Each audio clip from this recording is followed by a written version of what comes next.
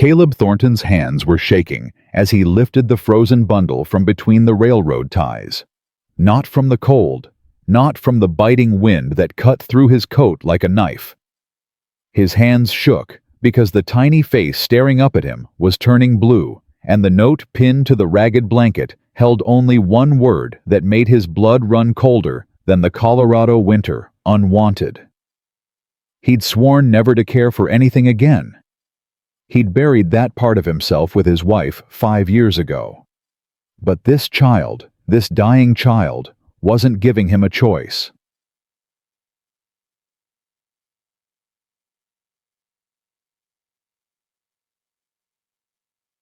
If you want to follow this story to the very end, subscribe to our channel and hit that notification bell.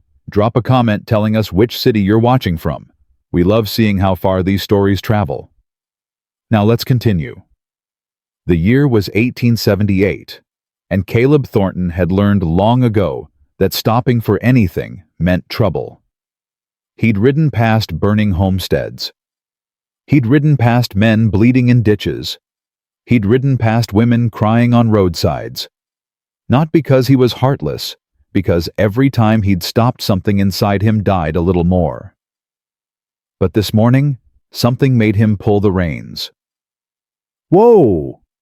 he commanded, his voice rough from 3 days without conversation. The horses halted. Steam rose from their nostrils in the frigid air. Caleb squinted at the railroad tracks ahead, at the small shape lying between the wooden ties. "Probably just rags," he muttered to himself. "Some traveler's discarded bundle." He should ride on. His new homestead near Copper Creek was still half a day's journey, and the sky promised more snow before nightfall. Every minute wasted was a minute closer to being caught in a blizzard with no shelter. But the bundle moved. Caleb was off his wagon before his mind caught up with his body. His boots crunched through the frost-hardened ground as he approached, one hand instinctively resting on the Colt at his hip. Years as a Texas Ranger had taught him caution. Years of loss had taught him something else: the sound a dying thing makes when it's fighting for breath. The bundle whimpered. Lord Almighty. He dropped to his knees, his heart hammering against his ribs as he pulled back the threadbare blanket. A baby. Couldn't be more than a few weeks old. Skin mottled with cold, lips tinged with blue, tiny fingers curled into fists as if fighting against the world that had already rejected her. And pinned to her blanket, a note. Caleb's hands trembled as he read the single word scrawled in harsh black ink: unwanted. Something cracked open inside his chest. Something he'd kept locked away since Margaret died, since he'd buried the son she'd been carrying along with her in that lonely grave outside San Antonio. "No," he growled, scooping the infant against his chest. "No, you don't get to die. Not today. Not like this." The baby's cry was weak, more like a kitten's mewl than a proper wail. That scared him more than silence would have. He'd seen enough death to know what giving up sounded like. Caleb ran to his wagon, tearing off his coat as he moved. He wrapped it around the baby, pressing her against his chest, where his body heat might do some good. The horses stamped nervously, sensing his urgency. "Silver Falls," he said aloud, calculating distances. 3 hours if I push hard. She might not have 3 hours. He climbed onto the wagon seat, cradling the infant with one arm while gripping the reins with the other. It was awkward, dangerous even, but there was no other choice. Yeah. The horses lurched forward, and Caleb bent his body over the baby, shielding her from the wind. With every jolt of the wagon, he felt her small form shudder against him. "Stay with me," he ordered, his voice rough, with an emotion he refused to name. "You hear me? You stay with me." The miles blurred together. Caleb talked constantly, something he hadn't done in years, just to fill the silence, just to give the child something to hold on to. "Name's Caleb Thornton. Don't know if you care, but that's who's got you now. Used to be a ranger down in Texas. Quit that life after things went wrong. Been wandering since. Bought some land up near Copper Creek. Gonna raise horses. Good land. Good water. You'd like it, I reckon. peaceful. The baby's eyes fluttered open summer blue bright despite the cold that gripped her tiny body. "That's it," Caleb encouraged. "You keep looking at me. Keep fighting." Silver Falls appeared on the horizon like a prayer answered. The town had grown since Caleb's last visit 3 years ago. More buildings, more people, more life bustling along the main street despite the bitter cold. He pulled his wagon to a stop outside the general store, not bothering to tie the horses properly before bursting through the door. "I need help." The shopkeeper, a gray-haired man with spectacles perched on his nose, looked up from his ledger. His eyes widened at the sight of Caleb, wild-eyed and desperate, clutching a bundle against his chest. "Mr. Thornton, what in blazes—" "Baby!" Caleb gasped. "Found her on the train tracks. She's half frozen. Need milk, warm water, someone who knows about infants. Now." The shopkeeper moved faster than his age suggested possible. "Silas, get Miss Hartwell from the boarding house. Tell her it's urgent. Life or death." A young man darted out the back door, while the shopkeeper gathered supplies with practiced efficiency. "Found her on the tracks, you say? Someone left her there to die." Caleb's jaw tightened. "Pinned a note to her blanket. Called her unwanted." The shopkeeper's face darkened. "What kind of monster?" "Don't know. Don't care right now. Just need to keep her alive." The door burst open, and a woman rushed in, her honey-colored hair coming loose from its pins, her gray-green eyes sharp with purpose. She was small, barely came up to Caleb's shoulder, but something in her bearing commanded immediate attention. "Where's the child?" Caleb turned, and their eyes met. For a fraction of a second, something passed between them. Recognition of a kind, though they'd never met. Two people who'd known loss. Two people who'd learned to hide it. "Here." He held out the bundle. "She's barely breathing." The woman, Miss Hartwell, took the baby with expert hands, already unwrapping the blanket to assess the damage. Her expression remained calm, but Caleb saw her fingers tighten when she felt how cold the infant was. "How long ago did you find her?" "Maybe 3 hours. Did everything I could to keep her warm." "You did well." She looked up at him, and there was no flattery in her words, just honest assessment. "Most men would have ridden past." "I almost did." "But you didn't." She returned her attention to the baby. "Arthur, I need that warm water now. Not hot, we can't shock her system. And clean cloths. As many as you have." The shopkeeper scrambled to comply while Miss Hartwell worked with quiet efficiency. She murmured to the baby as she carefully warmed her extremities, her voice low and soothing. "There now, little one. You've had quite an ordeal, haven't you? But you're safe now. You're safe." Caleb stood frozen, watching this stranger care for the child he'd found. Something about the way she moved, practical, competent, but infinitely gentle, made his chest ache in ways he'd thought himself incapable of feeling anymore. "You know what you're doing," he observed. "I helped raise 5 siblings after my mother died." She didn't look up. "And I trained with my father. He was a physician in Boston." "What's a Boston doctor's daughter doing in Colorado?" Now she did look up, and something flickered in those gray-green eyes. Pain quickly masked. "That's a long story, Mr. Thornton, and not one I share with strangers." Fair enough. He had his own stories he didn't share.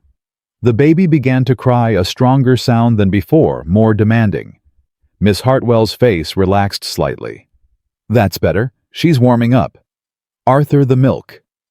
The shopkeeper brought a small bottle filled with warm milk, and Miss Hartwell positioned it against the baby's lips. The infant latched on immediately, sucking with desperate hunger. "Poor thing's starving," Miss Hartwell murmured. "When did you last feed her?" I don't." Caleb ran a hand through his hair. "I don't know anything about babies.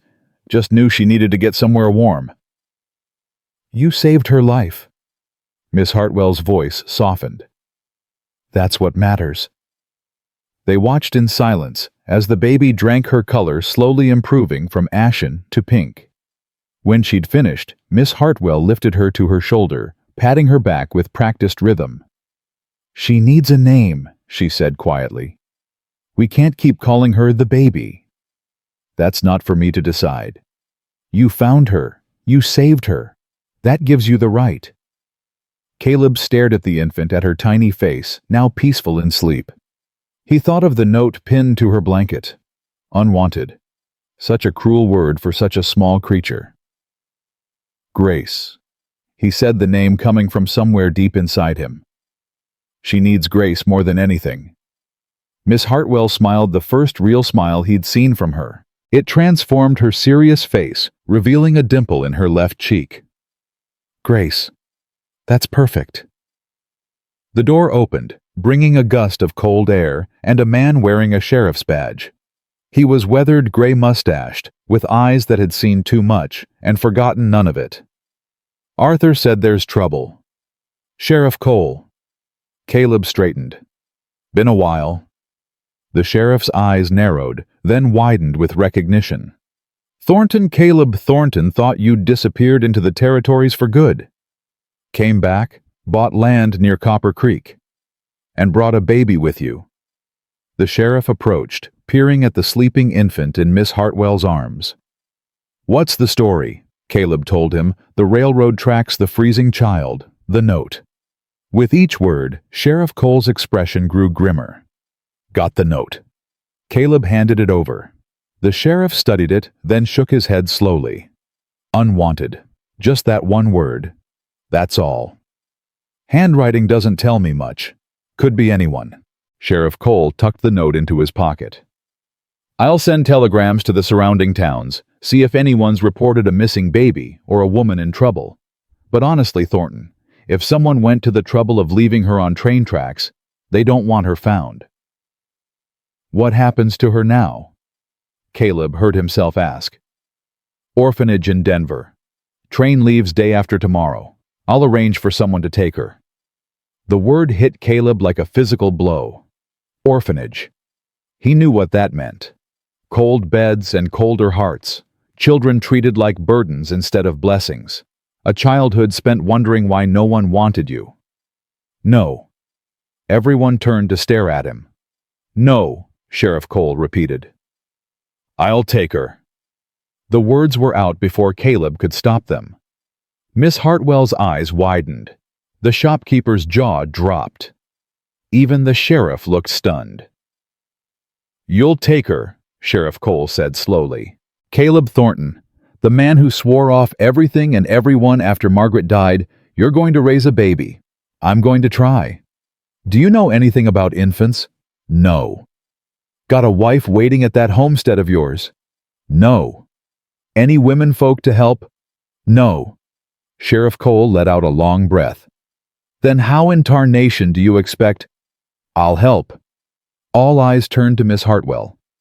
She stood with Grace still cradled against her shoulder, her chin lifted in quiet defiance. "I beg your pardon." The sheriff blinked. "I said I'll help." She met Caleb's gaze steadily. "I'm a widow with no family obligations. I know how to care for infants. And this child deserves better than an orphanage. Ma'am, with all due respect, you don't know this man from Adam. I know he stopped when he could have ridden past. I know he rode 3 hours through bitter cold to save a child that wasn't his. I know he gave her a name when he could have left her nameless." Miss Hartwell's voice was firm. "That tells me everything I need to know about his character." Caleb stared at her, this stranger, who was offering to upend her life for a baby she'd known less than an hour. "Why would you do this?" "Because I know what it feels like to be unwanted." Her voice caught just for a moment. "And no child should ever have to feel that way." Something shifted in the air between them, an understanding that went beyond words. Sheriff Cole looked between them, clearly struggling with the situation. "This is highly irregular. The law says a finder has first rights to claim an abandoned child if no bloodkin comes forward." Caleb interrupted. "Learned that much during my ranger days. I'm claiming those rights, Marcus." The use of his first name made the sheriff pause. They'd ridden together once years ago, chasing outlaws through the Texas Badlands. That counted for something. "And Miss Hartwell?" the sheriff asked. What's her role in this arrangement? Temporary guardian, Miss Hartwell supplied. I'll help Mr. Thornton establish a routine with Grace, ensure the child is properly cared for until he can manage on his own. People will talk. Let them.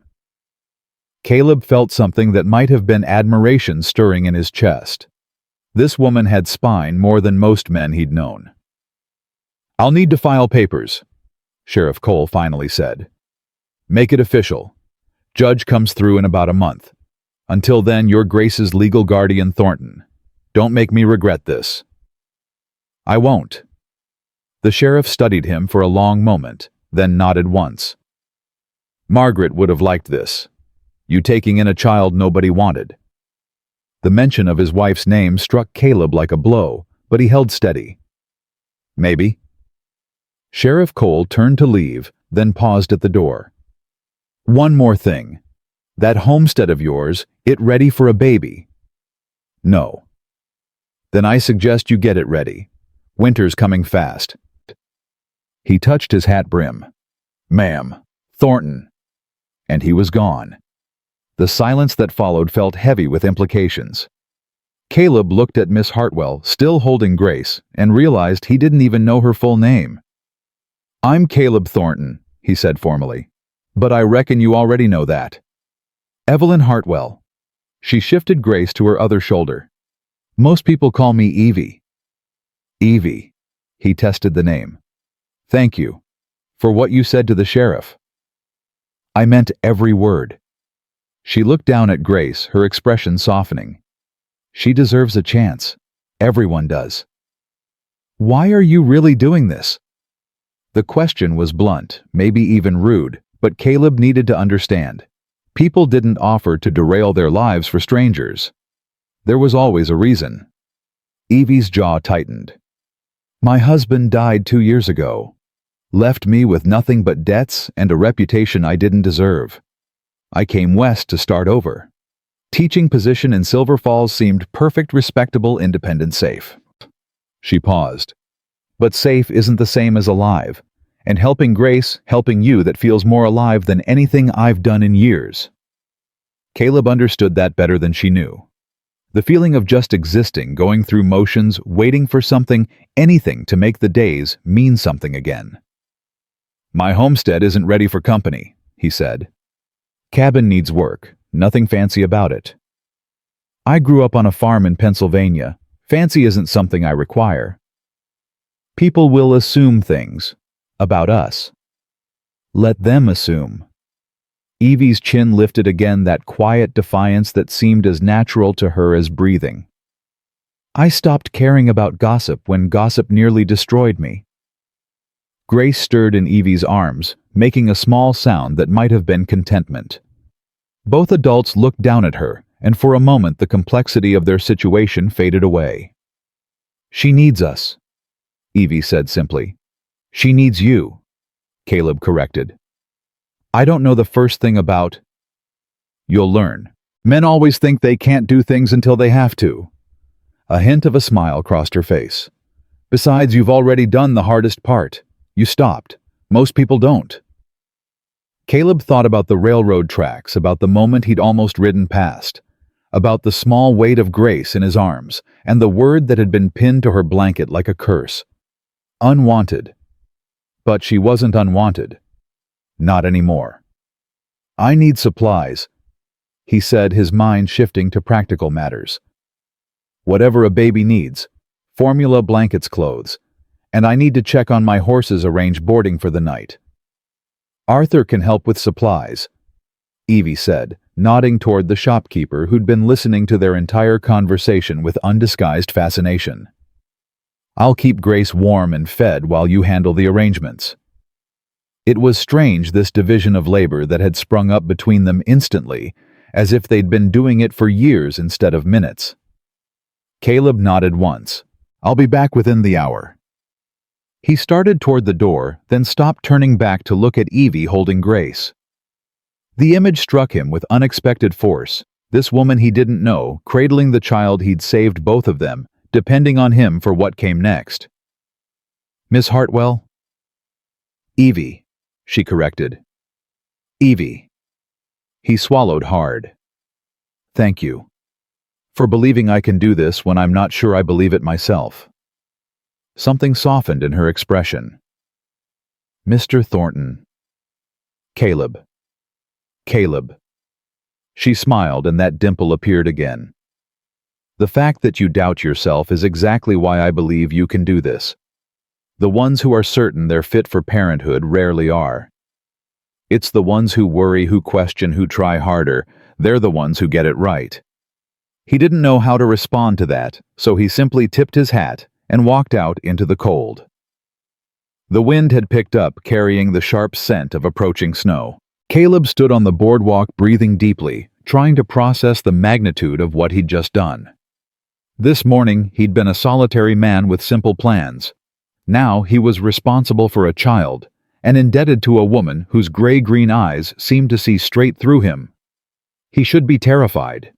He should be looking for a way out, an excuse to hand Grace over to someone more qualified, and disappear into the territories like he'd done after Margaret died.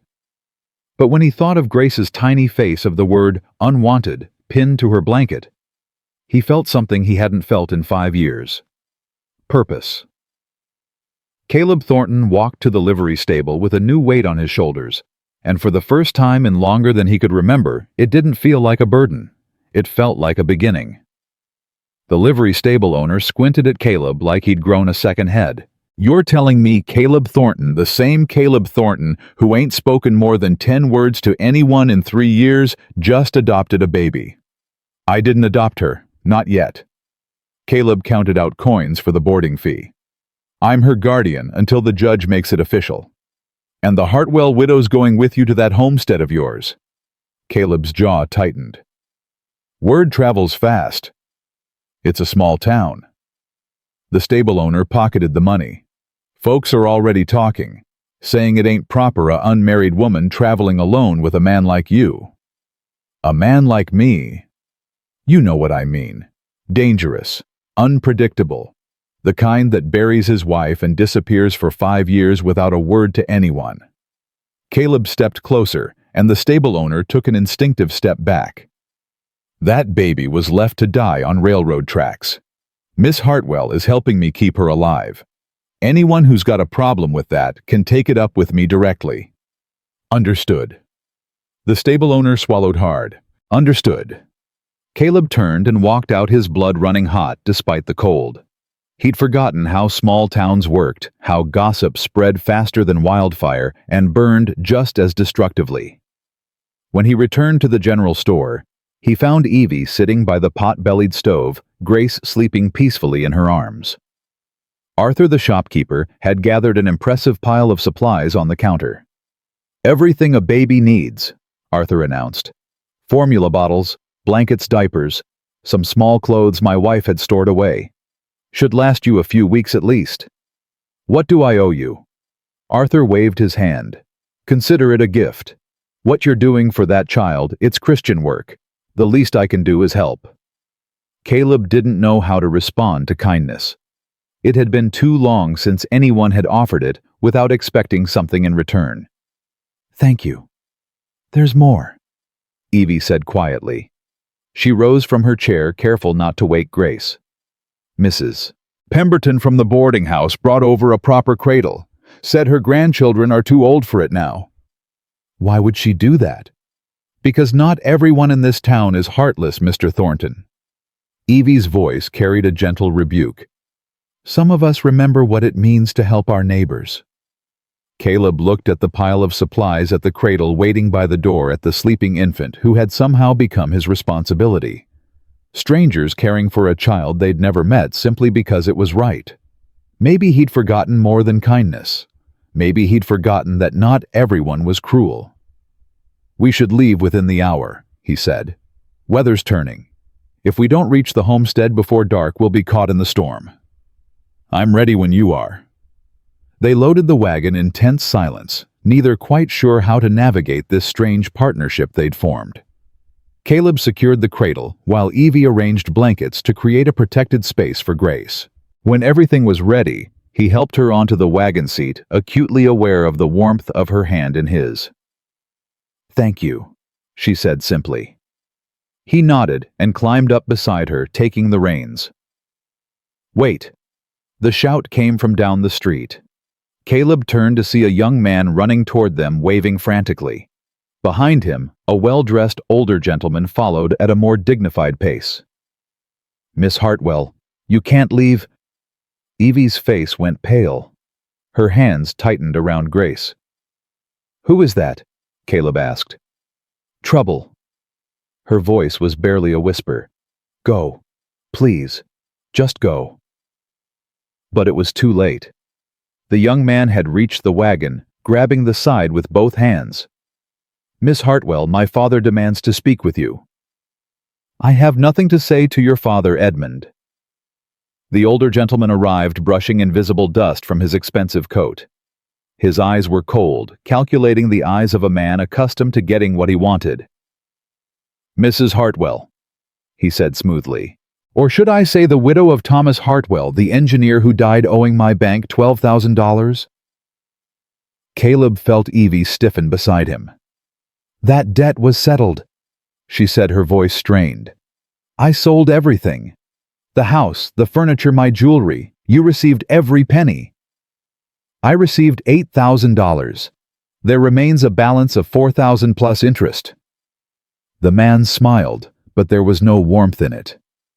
I'm Victor Shaw, Mr. Thornton.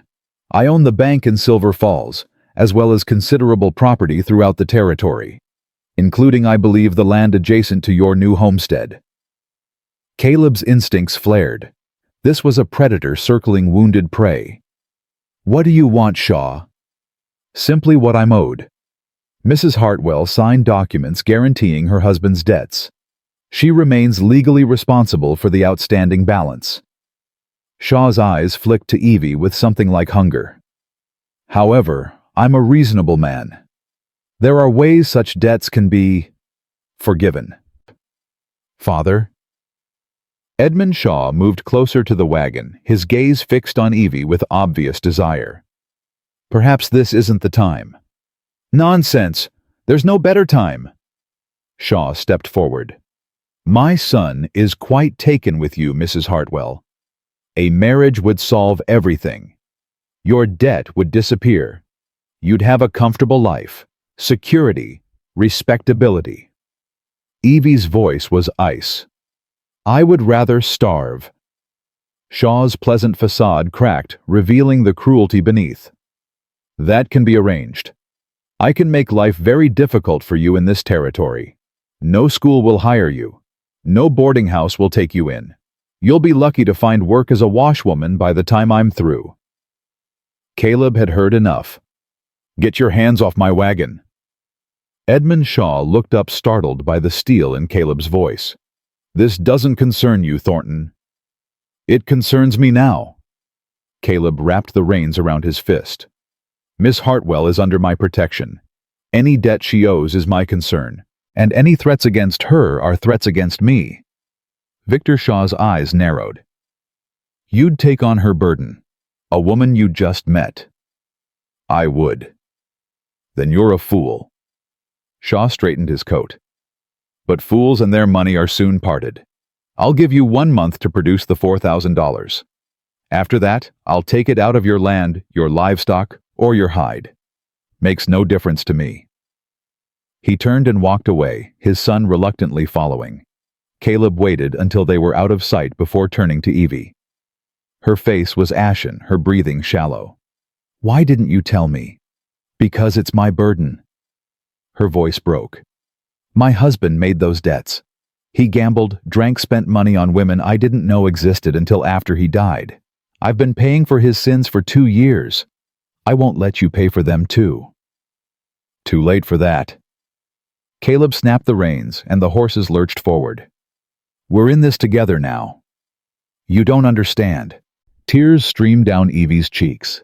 Shaw doesn't just want money. He wants control. His son has been pursuing me for months. When I refused Edmund's proposal, Victor started calling in Thomas's debts. It's punishment for saying no. Grace began to fuss, disturbed by the tension in Evie's arms. Caleb watched as she automatically shifted into soothing motions, Her own distress pushed aside to comfort the child. Why didn't you tell the sheriff? Tell him what? That a wealthy banker is using legal means to pressure me into marriage. There's no law against collecting debts, Caleb. No law against a son courting a widow. She was right, and he knew it. Men like Victor Shaw operated within the letter of the law while violating its spirit. Can you get $4,000? Evie asked quietly. No. The word hung between them, heavy with implication. Then you should leave me in the next town. Take Grace and go. Shaw's quarrel is with me, not with you. I'm not leaving you. Caleb. I said no. His voice was rough with emotion he didn't fully understand. I spent 5 years running from everything and everyone. Running from grief, from responsibility, from any chance at a real life. This morning I stopped running. I'm not about to start again. Evie stared at him, her gray-green eyes bright with unshed tears. Why, you don't even know me. I know enough. He kept his eyes on the road ahead. I know you were willing to upend your life for a baby you'd never met. I know you stood up to a man who could destroy you rather than compromise your principles. I know you held Grace like she was the most precious thing in the world. He paused. That tells me who you are. For a long moment, neither spoke. Then Evie reached over and placed her hand on his arm, a gentle touch that said more than words could. Thank you. They rode in silence after that, but it was a different kind of silence. The hostile uncertainty of strangers had transformed into something warmer, something that felt almost like trust. The first flakes of snow began to fall as they cleared the outskirts of Silver Falls. Storm's coming faster than I thought. Caleb urged the horses to a quicker pace. We need to push hard if we're going to make the homestead. How far? About 4 hours in good weather, maybe 5 in this. Evie tucked the blankets more tightly around Grace. She'll need feeding soon. Can you do it while we move? I can try. The next hour passed in concentrated effort, Evie managing Grace's feeding while the wagon jostled over rough terrain. Caleb pushing the horses as fast as he dared. The snow fell harder, the wind picked up, and the temperature dropped steadily. Tell me about the homestead, Evie said suddenly. Caleb glanced at her, confused by the request. Why? Because talking will keep us both from thinking about the cold. She had a point, and maybe he needed to say these things aloud to make them real. 160 acres. Previous owner was a man named Henderson. He and his wife tried to make a go of it, but she took sick and they moved back east. I bought it for a fair price site, mostly unseen. Mostly. Rode through once 3 years back. Remembered it. Good water, good grazing land. Cabin's small but solid. Barn needs work. Fences are down in places. Sounds like a lot of work for one man. I'm used to work. But not used to a baby, or a woman underfoot. Caleb allowed himself a small smile. No, that's new. Grace finished her bottle and let out a contented burp. Evie laughed softly, and the sound warmed Caleb more than any fire could. She's a good baby, Evie observed. Strong, determined. After everything she's been through, she's still fighting. Like someone else I know. Evie looked at him, startled by the compliment. Color rose in her cheeks and she quickly looked away. You mentioned your wife earlier, Margaret. Caleb's hands tightened on the reins. Sheriff Cole mentioned her. I didn't. I'm sorry. I shouldn't have. She died 5 years ago. The words came out flat, emotionless, the only way he could say them. Fever took her while I was on a ranger assignment 3 days' ride away. By the time I got home, she was already buried, her and the baby she was carrying. Evie's intake of breath was sharp. Oh, Caleb. Didn't even get to say goodbye. Didn't get to hold her hand or tell her I loved her one last time. Just came home to a grave and an empty house. Is that why you became a wanderer? Why you bought land so far from anyone who knew you? Partly. He forced himself to relax his grip on the reins. Mostly I was running from guilt. I should have been there. Should have taken her to a doctor in the city instead of leaving her alone on that isolated ranch. Should have what known the future been two places at once. Evie's voice was gentle but firm. You didn't kill her, Caleb. Illness did. And punishing yourself for 5 years doesn't bring her back. You sound like you're speaking from experience. Maybe I am. She looked down at Grace, now sleeping peacefully. I blamed myself for Thomas's debts, kept thinking I should have noticed the gambling, the drinking, the other women. But I didn't. Because I trusted him. Because I believed the best in him, even when he didn't deserve it. That's not a fault. Neither is loving your wife. Evie met his eyes. Neither is grieving her. Something shifted in Caleb's chest, a loosening of grief he'd carried so long he'd forgotten it was there. Margaret would have liked you, he said quietly. She had the same fire, same stubbornness. Then she had good taste. Evie smiled. And so do you. The wind howled louder, and the snow thickened until Caleb could barely see the road ahead. Grace woke and began to cry her small wails, nearly lost in the storm. We have to stop, Evie shouted over the wind. She's too cold. There's nowhere to stop. Caleb peered through the whiteout, searching for any sign of shelter. We're still 2 hours from the homestead. She can't survive 2 more hours of this. As if in answer to their desperation, a dark shape emerged from the snow ahead. A cabin, small, rough-hewn, clearly abandoned. But shelter. There, Caleb pointed. Hold on. He drove the wagon as close to the cabin as he could, then jumped down and ran to the door. It opened with a protest of rusted hinges, revealing a single room with a stone fireplace. Get inside. He helped Evie down, taking Grace from her arms. I'll bring the supplies. The next several minutes were chaos. Caleb hauling crates through the blowing snow, while Evie worked frantically to start a fire. Grace screamed, her tiny body shaking with cold. The wood's damp. Evie's voice was tight with panic. I can't get it to light. Caleb grabbed the kindling from her hands, pulling out his knife and a piece of flint. Hold Grace. Keep her against your skin. Evie opened her coat and pressed the baby against her chest, sharing her body heat while Caleb struck sparks. Once, twice, 3 times. Come on, he growled. Come on. On the 4th strike, the kindling caught. Caleb fed it carefully, coaxing the flame until it licked at the larger wood. Slowly, painfully, the fire grew. Is she breathing? He asked, not looking up from his task. Evie's silence terrified him. Evie, is she breathing? Yes. The word came out choked. Yes, she's breathing. But she's so cold, Caleb, so cold. He abandoned the fire and crossed to them, wrapping his arms around both Evie and Grace, adding his warmth to theirs. They stood there, the 3 of them pressed together, while the storm raged outside and the fire slowly warmed the cabin. I thought we were going to lose her, Evie whispered against his chest. We didn't. She's strong. But if we hadn't found this cabin, we did find it. Caleb pulled back just enough to look at her face, at the tears freezing on her cheeks. We found it, and she's alive, and that's all that matters. Evie nodded, but her eyes remained haunted. I can't do this, Caleb. I can't get attached to her just to lose her.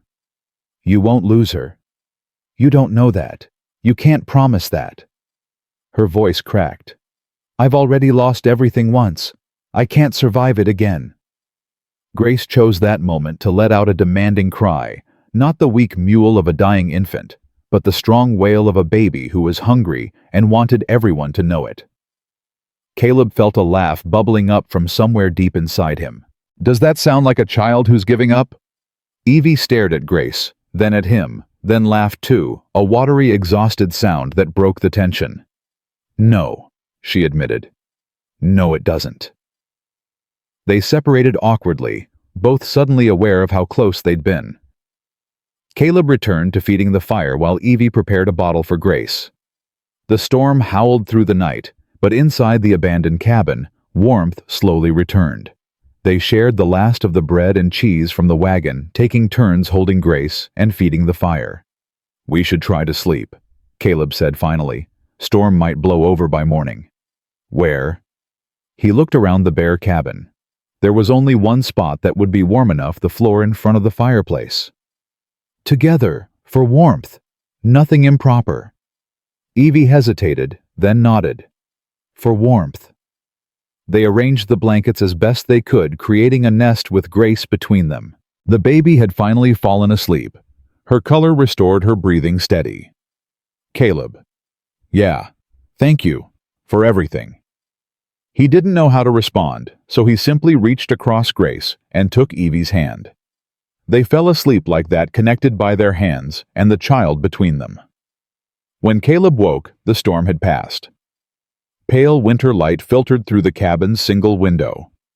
Grace was stirring, making small, hungry sounds, and Evie was watching him with an expression he couldn't quite read. "Morning," she said softly. "Morning."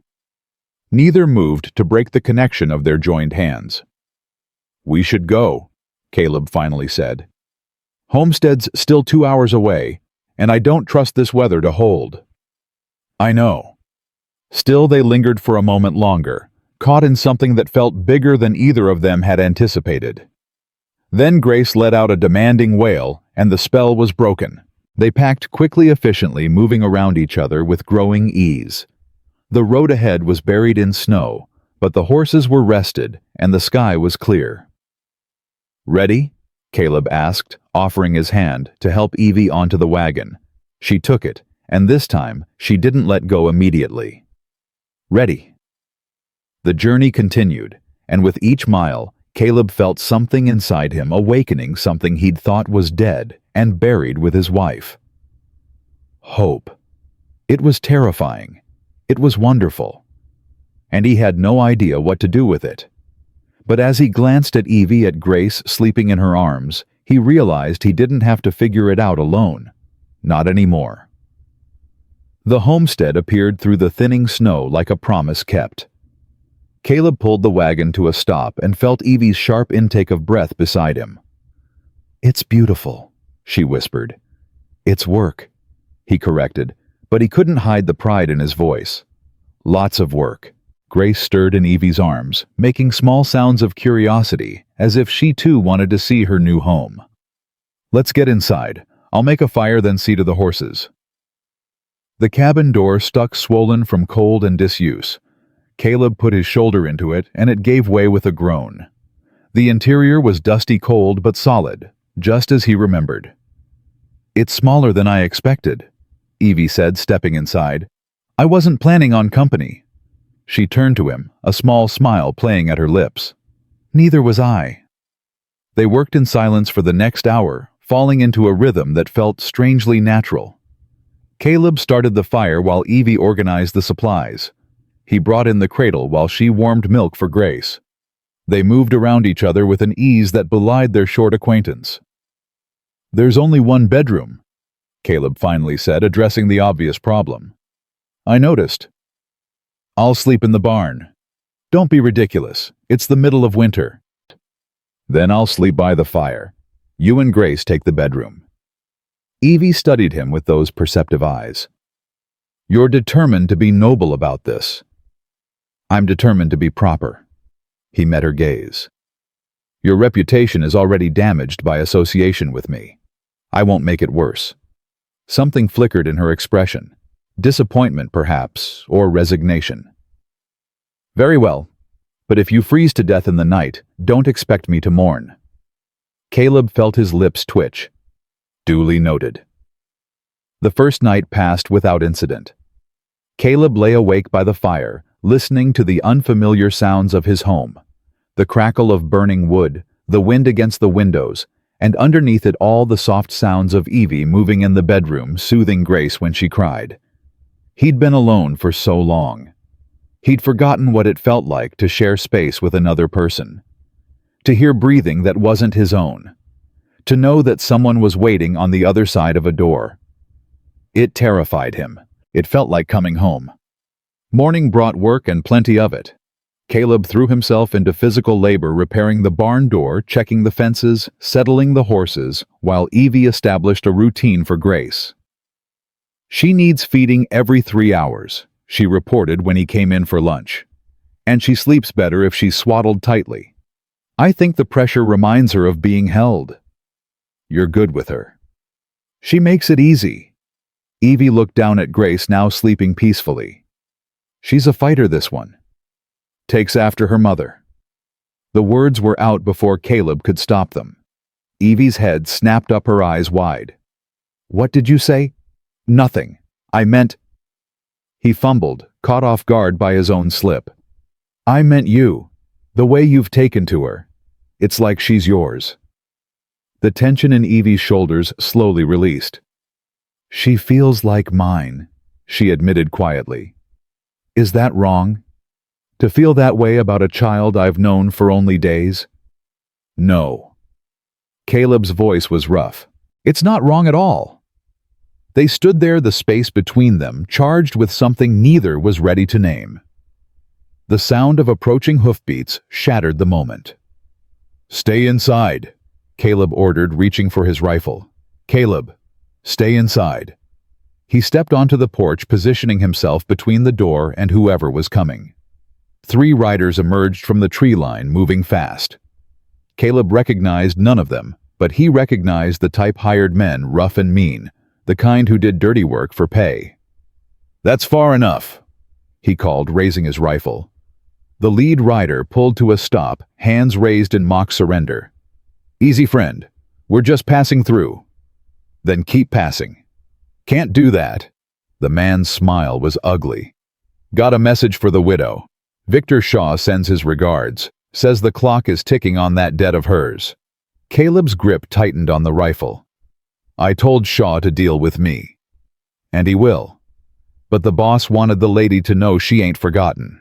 That offer from his son still stands. Might want to think about accepting before things get complicated." "Get off my land." "Your land." The rider laughed. "Not for long. Shaw's got his eye on this property. One way or another, he's going to have it. And everything on it." Something snapped inside Caleb. He fired a warning shot that sent the horses dancing. The riders cursed, fighting for control. "Next one goes in your chest. Get off my land." The lead rider's eyes promised violence, but he wasn't stupid enough to test a former ranger. "This ain't over, Thornton. Not by a long shot." They wheeled their horses and rode away, but Caleb didn't lower his rifle until they disappeared from sight. "Caleb." He turned to find Evie in the doorway, Grace clutched to her chest. "I told you to stay inside. And I don't take orders well." Her voice was steady, but her face was pale. "What did they want?" "To scare you. To scare us." "Did it work?" Caleb finally lowered the rifle. "On you." "No." She lifted her chin. "I've been scared by better men than Victor Shaw, and I'm still standing." Pride surged through him, fierce, unexpected. "Then we have nothing to worry about." "We have everything to worry about." Evie stepped closer. $4,000, Caleb. That's more than this homestead is worth, more than either of us has. Shaw will come for it one way or another. Let him come. You can't fight a man like him alone." "I'm not alone." The words slipped out simple and true. "I have you." Evie's breath caught. For a long moment they stood in silence, the weight of his words hanging between them. Then Grace began to cry, and the spell was broken. "I should feed her," Evie said, but she didn't move immediately. She stood there looking at him with something like wonder in her eyes. "Evie." "Yes. I meant what I said. Every word." She nodded slowly, then turned and walked inside, leaving Caleb alone with his racing heart and the growing certainty that his carefully ordered life had just become very complicated indeed. The days settled into a pattern after that. Caleb worked the land while Evie managed the house and Grace. They shared meals together, conversations growing longer and deeper as trust built between them. 2 weeks passed, then 3. Caleb found himself looking forward to evenings by the fire when he would hold Grace while Evie prepared dinner. The baby had grown, her cheeks filling out, her cries growing stronger. She'd started to smile real smiles, not just gas, and each one felt like a small miracle. "She knows you," Evie observed one evening. "See how she turns when you speak. She knows your voice." "That's just instinct." "It's more than that." Evie settled beside him, closer than strictly necessary. "She loves you, Caleb. Already." The word love made something in his chest constrict. "I don't know how to be a father," he admitted. "I don't know how to be anything but alone." "You're learning." Evie's hand found his, her touch warm and steady. "We both are." He looked at her, really looked at her, and saw not just the woman who had helped him save Grace, but something more. Someone he could imagine beside him for more than just weeks. Someone he could imagine beside him for a lifetime. "Evie, A knock at the door cut him off. They exchanged glances. No one knew they were here. No one should be visiting. Caleb handed Grace to Evie and retrieved his rifle. "Who's there? Please." The voice was female, trembling. "Please, I need help. I'm looking for the man who found the baby on the railroad tracks." Caleb's blood ran cold. He looked at Evie, saw his own fear reflected in her eyes. "Stay back," he ordered, then opened the door. A young woman stood on the porch. She couldn't have been more than 18, frail, hollow-eyed, dressed in clothes that had seen better days. Her hands were clenched at her sides, and when she looked up at Caleb, her face crumpled. "Is she alive? Please, God, tell me she's alive." "Who are you?" "My name is Hannah. Hannah Prescott." The woman's voice broke. "I'm Grace's mother." Behind him, Caleb heard Evie's sharp gasp. "You left her to die," he said, his voice cold as the winter wind. "You pinned a note to her blanket calling her unwanted and left her on train tracks to freeze." "No." Hannah stepped forward, desperate. "I didn't leave her there. I would never. She was taken from me. Stolen." "By who?"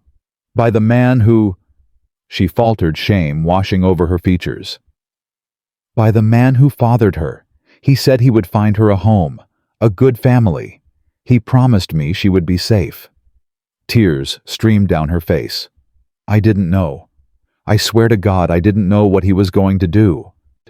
Caleb felt Evie move beside him. Grace held protectively in her arms. "Why should we believe you?" Evie's voice was steady, but Caleb could hear the fear underneath. "How do we know this isn't a trick?" Hannah's eyes fixed on the bundle in Evie's arms. "Please, please let me see her. Let me see my baby." "She's not your baby anymore." The words came from somewhere deep in Caleb's chest, a primal protectiveness he hadn't known he possessed. "You gave up that right when you handed her to a man who left her to die." "I didn't know." "You should have." "Caleb." Evie's hand on his arm stopped him. "She deserves a chance to explain. Everyone deserves that." He wanted to refuse, wanted to slam the door and pretend this woman had never appeared. But Evie was right. Justice demanded a hearing. "5 minutes," he growled. "Then you leave." Hannah stumbled inside, her eyes never leaving Grace. When Evie reluctantly held the baby, where she could see, Hannah let out a sob that seemed to come from her very soul. "She's so beautiful. Oh God, she's so beautiful." "Start talking," Caleb demanded. "Who was the father? Where is he now?" Hannah sank into a chair, her whole body trembling. "His name was Edmund Shaw." The name hit Caleb like a physical blow. Beside him, Evie made a strangled sound. "Victor Shaw's son." Hannah nodded miserably. "I was a maid in their house. Edmund was... He was charming, attentive. He made me feel special. I was young and stupid, and I believed every word he said." He promised you marriage, Evie said flatly. It wasn't a question. He promised me everything. Then I got pregnant. Hannah's voice turned bitter. Suddenly, I wasn't so special anymore. Victor Shaw found out and gave me a choice: get rid of the baby or disappear. I chose to disappear. But you gave the baby to Edmund, Caleb pressed. Why? Because I was starving. Hannah's composure finally shattered completely. I had nothing, no money, no family, no way to feed myself, let alone a child. Edmund found me after Grace was born. He said he felt guilty about how his father had treated me, said he wanted to make it right by finding Grace a proper home with a good family. And you believed him? I had no choice. Hannah's tears fell freely now. I couldn't watch my baby starve. At least this way she had a chance. That's what I told myself. She had a chance. The room fell silent except for Grace's soft cooing, oblivious to the drama unfolding around her. How did you find us? Evie asked. I heard the story in town. A stranger who saved a baby from the train tracks. I tracked you here. Hannah looked up, her eyes red and swollen. I'm not here to take her back. I know I can't care for her. I needed to know she was alive. I needed to see her one more time. Caleb felt something shift inside him. Anger still burned, but underneath it, a terrible understanding was forming. This woman hadn't abandoned her child. She'd been trapped, manipulated, left with impossible choices by men who saw her as nothing more than an inconvenience. Men like Edmund Shaw. Men like Victor Shaw. You said Edmund took Grace, he said slowly. Did he tell you directly that he was going to find her a home? Hannah nodded. And then she ended up on train tracks, left to die. I didn't know. I believe you. The words cost him something, but he meant them. I believe Edmund never planned to find her a home. I believe he planned to let her die from the beginning, and I believe his father knew about it. What are you saying? Evie's voice was barely a whisper. I'm saying the Shaws didn't just try to collect a debt from you. They tried to murder a child. And when that didn't work, when I found Grace and brought her to Silver Falls, they saw a way to cover their tracks. By pursuing me, Evie finished, understanding dawning. By marrying me to Edmund. If I'm family, I can't testify against them. And if I'm in debt to them, I can be controlled. Silenced. Hannah looked between them, confusion mixing with her grief. I don't understand. What does this have to do with Evie? Everything. Caleb began to pace, his mind racing. Victor Shaw is the one pulling the strings. He wants this land. He wants Evie. He wants to eliminate anyone who might connect him to Grace's abandonment. But why? Why would a wealthy banker care about a baby born to a maid? Because scandal destroys men like him. Evie spoke up, her voice gaining strength. If word got out that his son had fathered a child out of wedlock and then tried to murder it, Victor Shaw's reputation would be ruined. His business would collapse. Everything he's built would crumble. So instead, he's trying to make us disappear, Caleb concluded. Legally if possible, by force if necessary. The weight of their situation settled over them like a shroud. They weren't just fighting for Grace anymore. They were fighting against one of the most powerful men in the territory, a man with resources and ruthlessness to spare. What do we do? Hannah asked. Caleb stopped pacing and looked at Evie, at Grace, at this woman who had come seeking forgiveness for sins that weren't entirely her own. We fight, he said simply. But first we need proof. Hannah, are you willing to testify about what Edmund did about Victor's involvement? They'll kill me. Not if I protect you. Hannah stared at him, hope and fear warring in her eyes. Why would you do that? I'm the reason Grace was abandoned. No. Edmund Shaw is the reason. Victor Shaw is the reason. You're just another one of their victims. Evie stepped forward, still holding Grace. Slowly, carefully, she extended the baby toward Hannah. Would you like to hold her? Hannah's hands shook as she reached out, but when Grace settled into her arms, something transformed in her face. The weight of guilt lifted, replaced by a mother's pure, unguarded love. "She has my eyes," Hannah whispered. "She has your strength," Evie replied. "She survived because she's a fighter, just like you." Caleb watched the two women, the child between them, and felt something settle in his chest. This wasn't just about saving Grace anymore. It was about justice, about standing up to men who thought they could destroy lives without consequences. "Stay here tonight," he said to Hannah. "In the morning, we'll figure out our next move. Where will I sleep?" Caleb glanced at Evie, who nodded slightly. "You'll take the bedroom with Evie and Grace. I'll keep watch by the fire. You think they'll come?" "I think Victor Shaw doesn't leave loose ends." Caleb retrieved his rifle and checked the ammunition, and right now we're the biggest loose end he has. The night passed slowly, every sound making Caleb tense. But dawn came without incident, and with it, a plan began to form. "We need the sheriff," Evie said over breakfast. "Sheriff Cole in Silver Falls. You said he's a fair man." "Fair won't be enough against Shaw's money." "Then we need more than Hannah's testimony." Evie's eyes were sharp, calculating. "We need evidence, documents, something that proves Edmund and Victor planned this from the beginning." "And where do we find that?" "In Victor Shaw's bank." Hannah spoke up, surprising them both. "He keeps records of everything. I used to clean his office. There's a safe behind the portrait of his father. I've seen him open it." Caleb exchanged a look with Evie. "You know the combination." "I know where he keeps it, in a ledger in his desk. He thinks no one watches but servants see everything." For the first time since Hannah's arrival, Caleb felt hope stir. "If we can get into that safe, we might find something we can use." "Breaking into a bank is a hanging offense," Evie pointed out. "So is attempted murder." Caleb stood, his decision made. "I'm going to Silver Falls. I'll talk to Sheriff Cole, see if he'll help us get a warrant to search Shaw's office.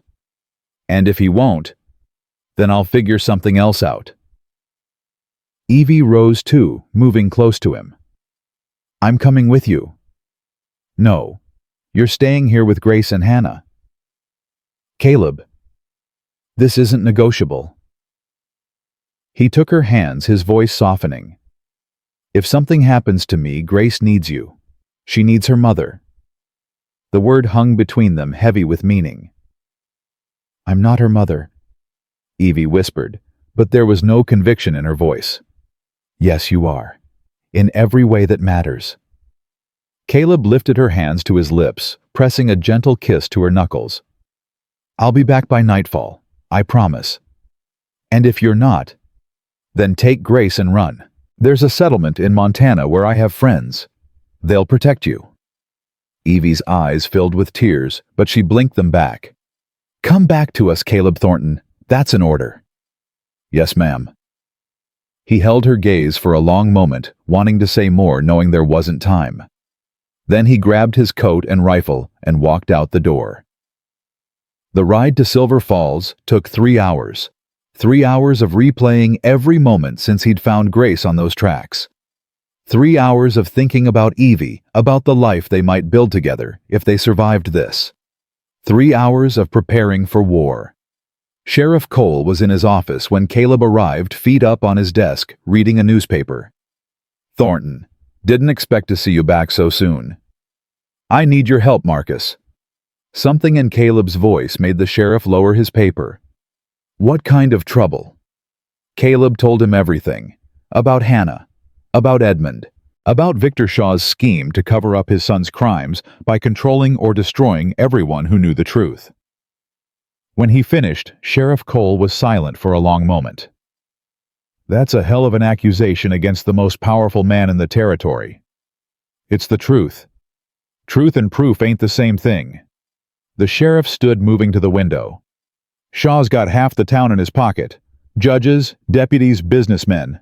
If you go after him without solid evidence, he'll bury you." "Then help me get the evidence." "How?" "Hannah knows where Shaw keeps his records. Give me a warrant to search his office." "Can't do it." The sheriff turned, his face pained. "Not without more to go on than the word of a maid who admits she gave her baby to the man who tried to kill it."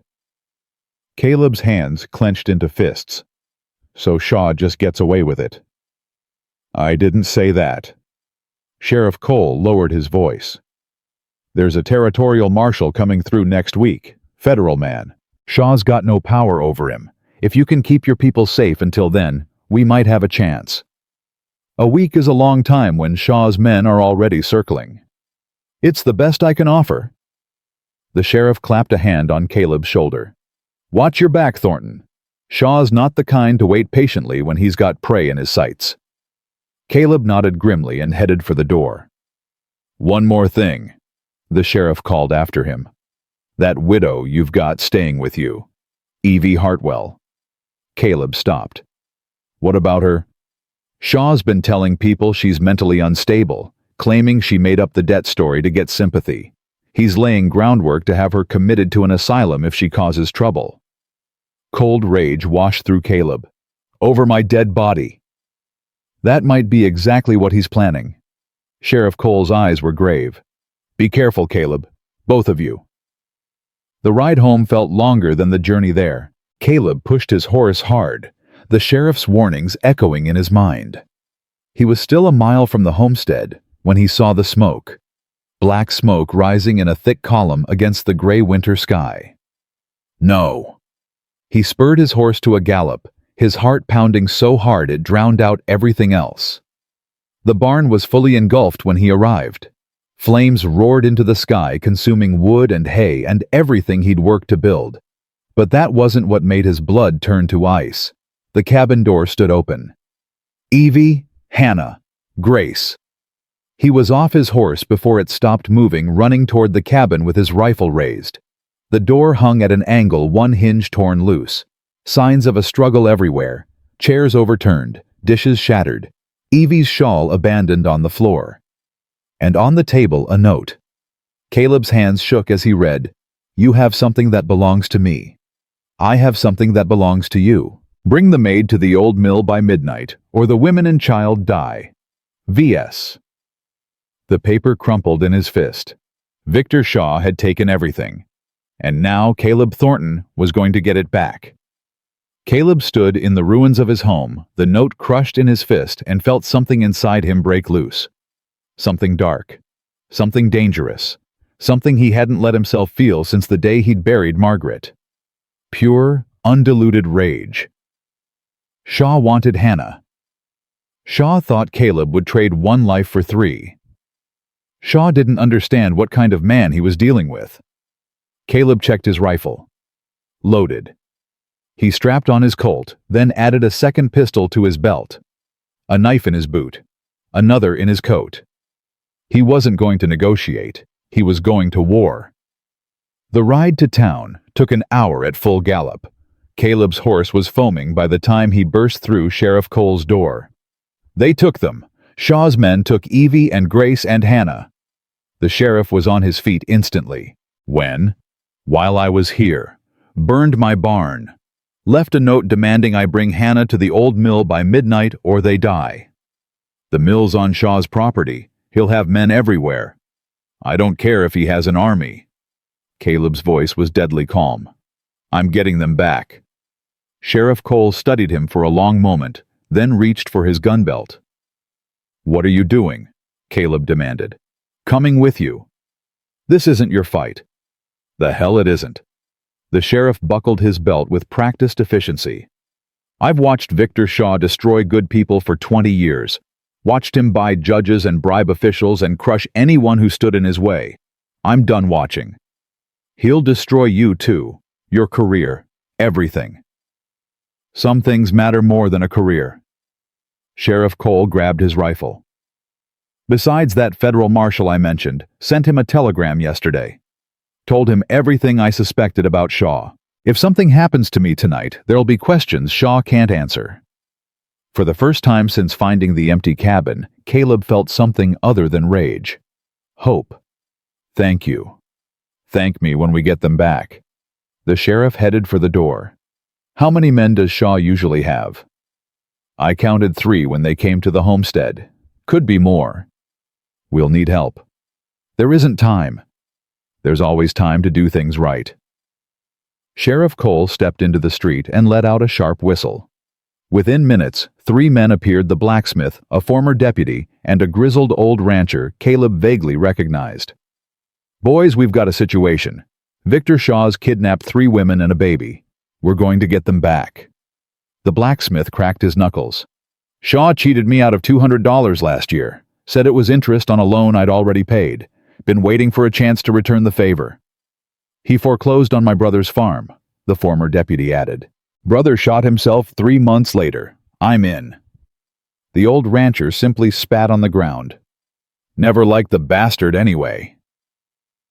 Caleb looked at these men, strangers united by common grievance against a common enemy, and felt something shift in his understanding of the world. He'd spent 5 years believing he was alone, that no one could be trusted, that the only way to survive was to need nothing and no one. He'd been wrong. "We need a plan," Sheriff Cole said. "The mill's got 2 entrances: main door and a loading dock in back. Shaw will expect you to come through the front, Caleb. He'll have his men positioned accordingly." "So we don't go through the front?" "Exactly. You make a show of approaching from the main road. Keep them focused on you. Meanwhile, we come in through the back, take out whoever's guarding the women. That puts me in the line of fire. Can you handle it?" Caleb thought of Evie, of Grace, of the promise he'd made to come back to them. "I can handle anything."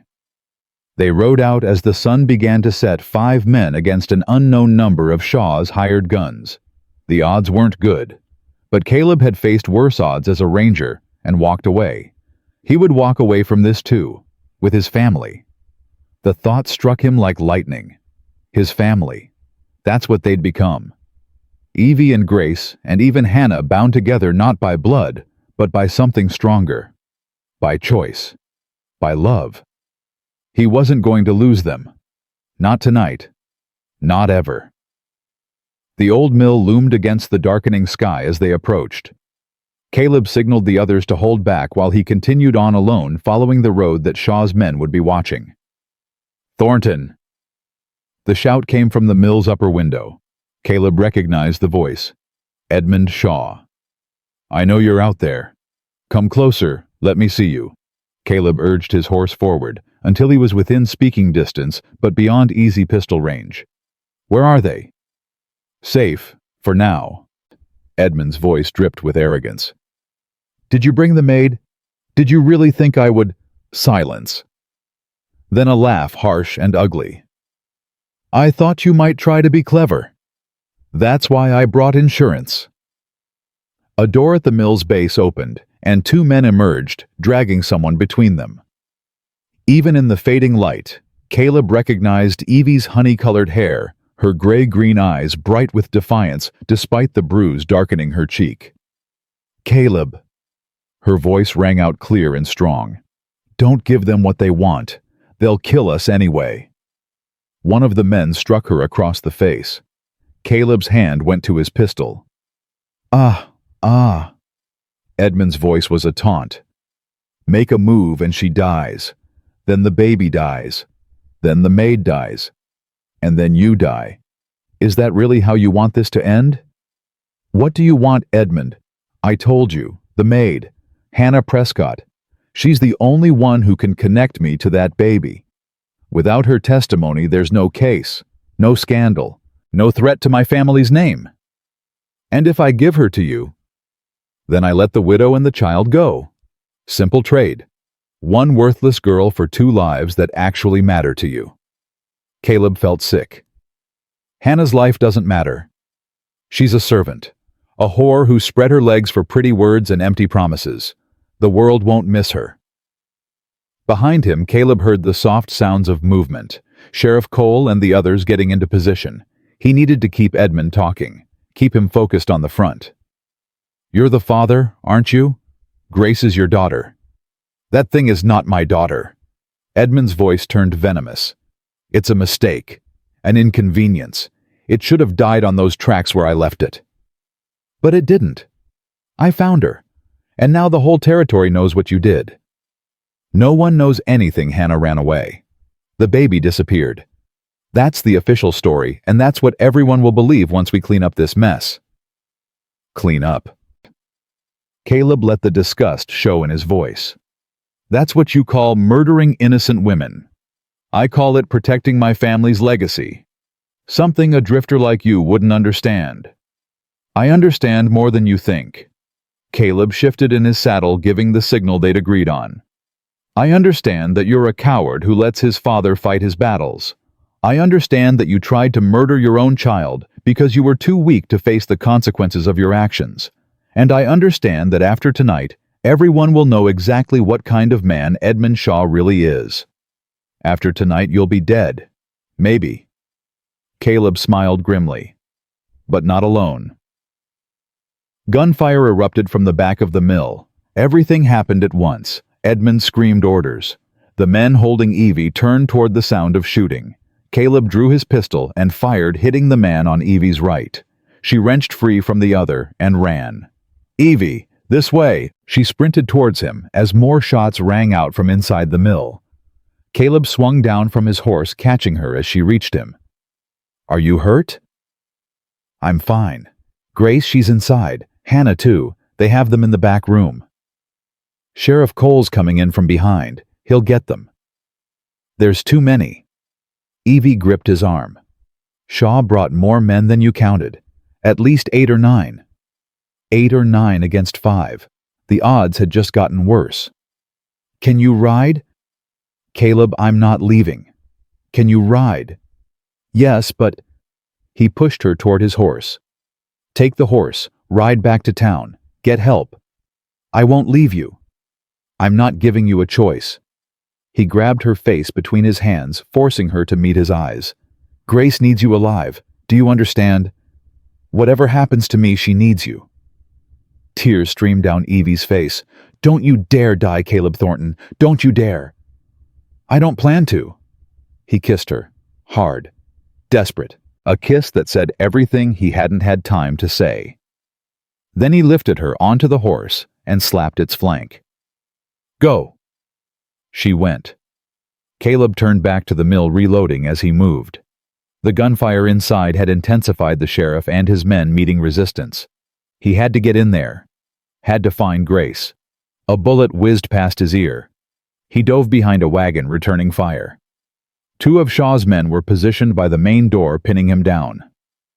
Give it up, Thornton, one of them shouted. You're outnumbered. Maybe, but I'm better armed. He pulled the knife from his boot and hurled it in one smooth motion. It caught the first man in the throat. Before the second could react, Caleb was on his feet, firing twice. The man dropped. Inside the mill, he found chaos. The sheriff was engaged with 3 men near the loading dock. The blacksmith lay wounded but still fighting. The old rancher had cornered one of Shaw's men and was beating him with savage efficiency. Where's Grace? Caleb shouted. Back room. Sheriff Cole gestured with his gun. Edmund took her. A door burst open on the upper level. Edmund Shaw appeared. Hannah Prescott held in front of him like a shield. In his other arm, he held Grace. Stop, everyone, stop, or I kill them both. The fighting ceased. All eyes turned to the upper balcony. Put the guns down, all of you, now. Don't do it, Hannah gasped. He's going to kill us anyway. Edmund pressed his pistol harder against her head. Shut up. Let them go. Caleb stepped forward, hands raised. This is between you and me, Edmund. They're innocent. Innocent! Edmund laughed wildly.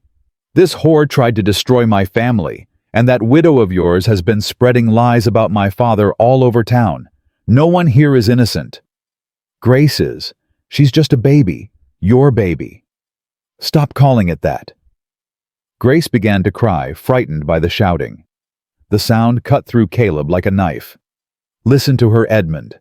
That's your daughter crying, your flesh and blood. Whatever you think of Hannah, whatever you think of any of us, that child didn't choose to be born.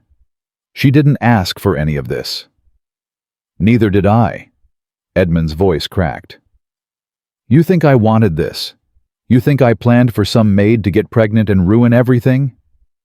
So you decided to murder a baby instead of facing your mistakes. I decided to protect my family. by destroying another one." The words hung in the air. Caleb watched Edmund's face cycle through rage, fear, and something that might have been shame. "Your father put you up to this, didn't he, Victor Shaw? He told you what to do with Hannah. Told you how to make the problem disappear." "My father—" "Your father is a monster, and he's made you into one too." "Shut up." "But it's not too late, Edmund. You can still do the right thing. Let them go. Face what you've done like a man." "A man?" Edmund's laugh was bitter. "My father doesn't raise men. He raises weapons. Tools to be used and discarded when they're no longer useful." His voice dropped. "Do you know what he said when I told him Hannah was pregnant? He said I was weak, careless, a disappointment. He said if I couldn't clean up my own mess, I didn't deserve to carry the Shaw name. So you tried to murder an innocent child to earn your father's approval." "I tried to survive." Edmund's hand was shaking now, the gun wavering. "You don't know what it's like living under Victor Shaw's shadow. Every mistake magnified, every weakness exploited. I've spent my whole life trying to be good enough, and it's never enough. It's never—" He broke off, his face crumpling. "I didn't want to hurt anyone. I swear I didn't. But when Hannah told me she was pregnant, I panicked. And my father, he made it all sound so simple, so logical. Just make the problem go away and everything would be fine." "It wasn't fine, Edmund. A baby almost died." "I know." Edmund's voice was a whisper. "I know, and every night since I've seen her face, that tiny face looking up at me as I left her on those tracks." He looked at Grace, still crying in his arm. "I see her in my dreams, every single night." Caleb took a step closer.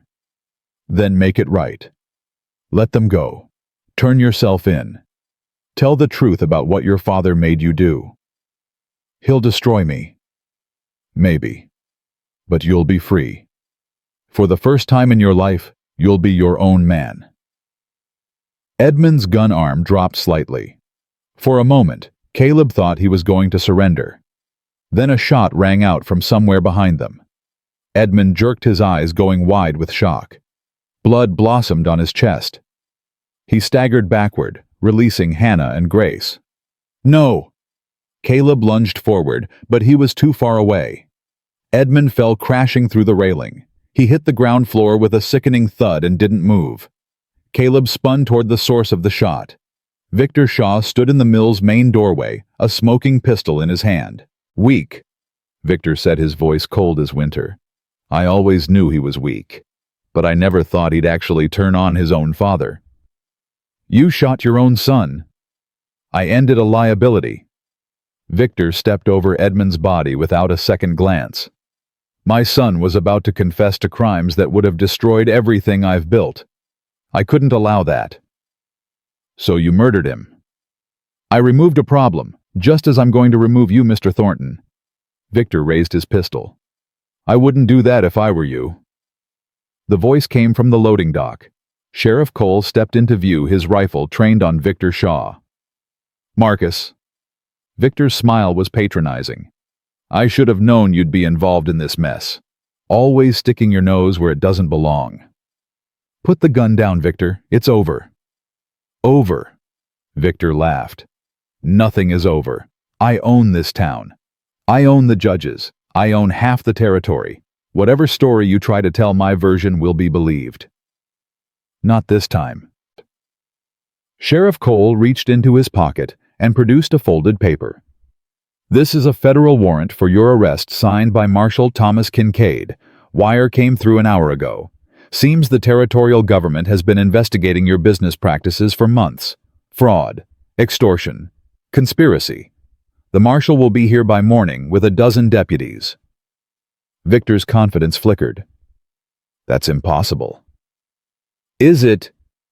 You thought you were untouchable, Victor. You thought money could buy anything, but some men can't be bought." "Everyone can be bought." "Not everyone." Sheriff Cole's voice was steady. "Not Caleb Thornton, not me, and not the people who finally found the courage to stand against you." Victor's face twisted with rage. For a moment, Caleb thought he would try to shoot his way out, make a final, desperate bid for freedom. But then his shoulders slumped. The pistol clattered to the floor. "This isn't over," he snarled as Sheriff Cole approached with handcuffs. "I have lawyers, connections. You can't hold me." "We'll see about that." The sheriff snapped the cuffs around Victor's wrists. "Victor Shaw, you're under arrest for conspiracy to commit murder, attempted murder, fraud, extortion, and about a dozen other charges I'll think of on the way to the jail." Caleb didn't wait to see more. He was already climbing the stairs, racing to where Hannah sat holding Grace, both of them crying, but alive. "Are you hurt? Is Grace hurt?" "We're okay." Hannah's voice shook. "He didn't hurt us. He kept talking about making things right, about being a better man, and then... He's gone now. His father, too." Caleb reached for Grace, and the baby came to him willingly, her small hands gripping his shirt. "It's over, Hannah. You're safe." "Is it really over?" She looked up at him with eyes that had seen too much. Men like Victor Shaw don't just go away.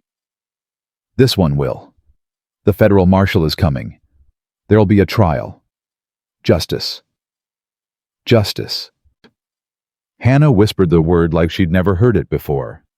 "I stopped believing in justice a long time ago." "Then maybe it's time to start believing again." Caleb held Grace close, feeling her heartbeat against his chest. This small, fragile life that had survived so much, that had brought him back from the emptiness he'd been drowning in. Caleb. He turned to see Evie running through the mill's entrance, her face streaked with tears and dirt, more beautiful than anything he'd ever seen. "I couldn't do it," she gasped. "I couldn't just ride away. I got halfway to town and turned back. I had to—" He kissed her before she could finish. With Grace between them, with Hannah watching through her tears, he kissed the woman who had become his reason for living. "I love you," he said when they broke apart. "I should have told you before. I love you, Evie Hartwell." "I know." She was laughing and crying at the same time. "I've known for weeks. I was just waiting for you to catch up. Are you always going to be smarter than me?" "Probably." She touched his face gently. "And you wouldn't have it any other way." She was right. He wouldn't. Grace made a sound that was almost like a laugh, and both of them looked down at the baby who had started everything. "She's smiling," Evie whispered. "She knows she's home." Caleb shifted Grace into the crook of his arm, then pulled Evie close with the other. "We all are." The sheriff approached Victor Shaw, secured in the grip of the other men. "It's done," Cole said simply. "We'll need statements from everyone, but that can wait until morning. Right now, you should take your family home." Family. The word settled into Caleb's chest and stayed there. "What about Hannah?" "She'll need to testify when the marshal arrives, but after that, she's free to go wherever she wants." Caleb looked at Hannah, still sitting on the floor, looking lost and broken. "Come with us," he said. "Back to the homestead. You can stay as long as you need." "I couldn't." "Grace needs to know her mother. Both her mothers." He glanced at Evie, who nodded without hesitation. "We're not much of a family yet, but we're working on it. There's room for one more." Hannah stared at him like he'd just offered her the world. "You'd do that?" "After everything." "After everything," Caleb said firmly. "We're still standing. Seems to me that means something." Slowly, Hannah rose to her feet. She looked at Grace, at Evie, at Caleb. "I don't know how to thank you." "Don't thank me yet. The cabin's small, the work is hard, and we're starting from scratch." Caleb smiled. "But we're together, and right now, that's enough." They walked out of the mill together, Caleb carrying Grace Evie at his side, Hannah following close behind. Outside, the night sky was clear for the first time in days, stars scattered across the darkness like promises waiting to be kept. "The barn," Evie said quietly, remembering. "They burned it. We'll rebuild.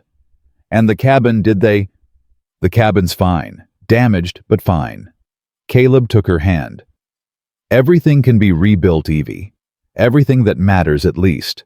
She squeezed his hand. Then let's go home. Home. Caleb had spent 5 years running from that word. Running from the memories it carried, the pain it promised, the vulnerability it demanded.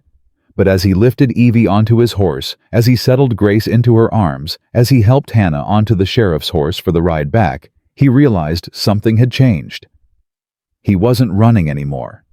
He was finally, impossibly beautifully home. The ride back to the homestead took longer than it should have. Caleb kept the pace slow, watching Evie and Grace with an attention that bordered on obsessive.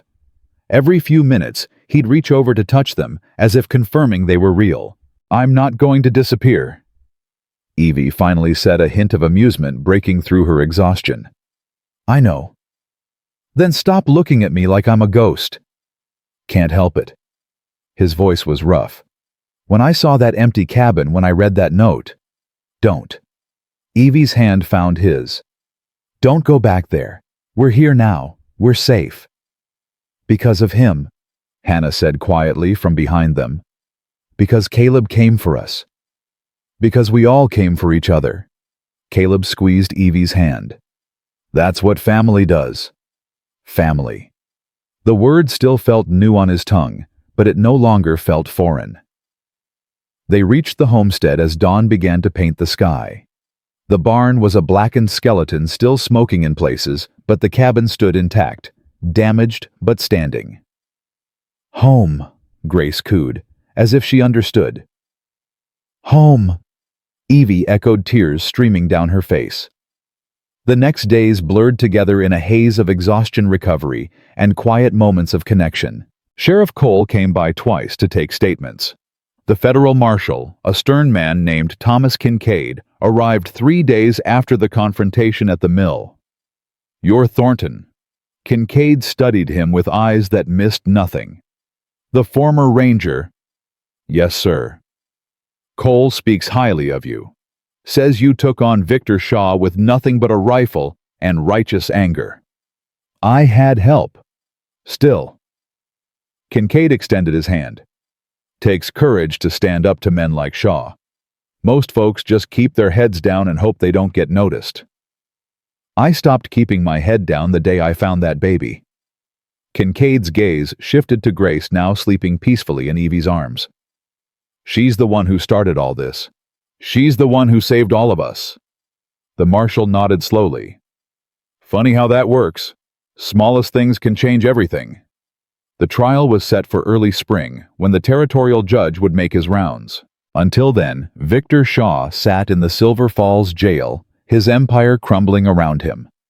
Without his money and influence, people who had been afraid to speak began to come forward. Stories of fraud, coercion, and cruelty piled up until the case against him was overwhelming. "He's going to hang," Sheriff Cole told Caleb one afternoon. "For Edmund's murder, if nothing else. A father shooting his own son, even Shaw's lawyers can't spin that." "What about the attempted murder of Grace?" "Hannah's testimony combined with yours and Evie's should seal it.